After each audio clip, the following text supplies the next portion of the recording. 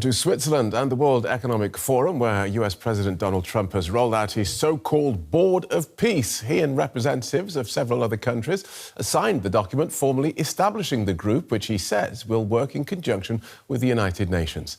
The Board of Peace was originally part of the Trump-Gaza peace plan and was meant to oversee the ceasefire and reconstruction of the Palestinian territory. Mr. Trump says the board has the chance to be one of the most consequential bodies ever created. We can spread out to other things as we succeed with Gaza. We're going to be very successful in Gaza. It's going to be a great thing to watch, and we can do other things. We can do numerous other things. Once this board is completely formed, we can do pretty much whatever we want to do, and we'll do it in conjunction with the United Nations. And I think the combination of the Board of Peace with the kind of people we have here, coupled with the United Nations, can be something very, very unique for the world. It's for the world. This isn't United States. This is for the world. Our correspondent, Daniel Winter, is in Davos, mixing it with the rich, the famous and the influential. Welcome, Daniel. So tell us more about this launch and how it was received. Well, it was the talk of the day here in Davos, not just a potential replacement for the United Nations as it was pitched varyingly by Donald Trump, but also him installing himself as the chairman of the board. During his inaugural speech, he positioned himself as a peacemaker.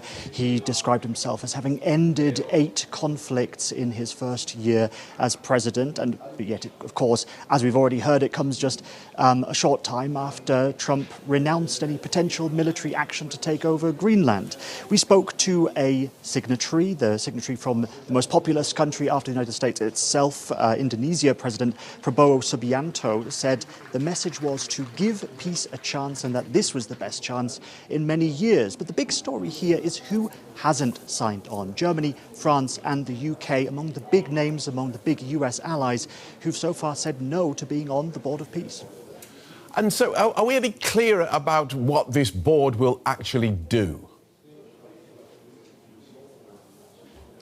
Well, it's there in order to help support the Gaza ceasefire. That was the initial plan, to keep the truce alive and to steer what comes next, and the Gaza peace plan being its initial test case. But Donald Trump said that it could go on to be a model to be applied to other conflicts in the world. He even suggested it could replace some UN functions, but then reiterated the fact that it could also work in conjunction with the UN. The draft charter circulating around this week, though, suggests that the aim is to restore lawful governance and to create an enduring peace. But of course, Donald Trump would decide on those outcomes and the membership of the board in the future.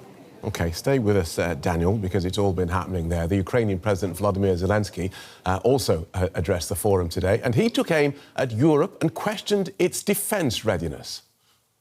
Instead of becoming a truly global power, Europe remains a beautiful but fragmented kaleidoscope of small and middle powers. Instead of taking the lead in defending freedom worldwide, especially when America's focus shifts elsewhere, Europe looks lost, trying to convince the US president to change. But he will not change.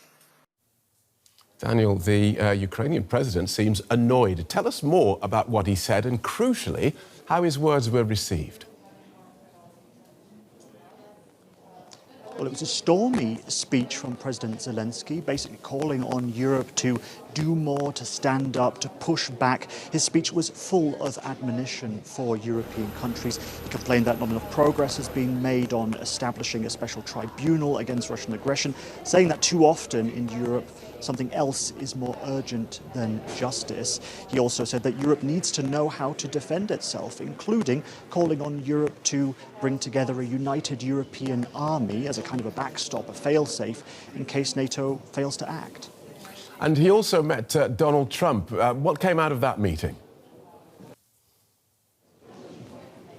Well, I mean, there's no clear breakthrough as far as we can see, at least not publicly. Trump had called it a good meeting and repeated the fact that this war must end, something that he has said before, but there was very little in terms of detailed deliverables. But what we do have is process. So Trump's envoys are due to go to Moscow for talks with Putin, and Zelenskyy pointed out to an imminent trilateral talks in the United Arab Emirates between Ukraine, the US and Russia. So those are due to start tomorrow.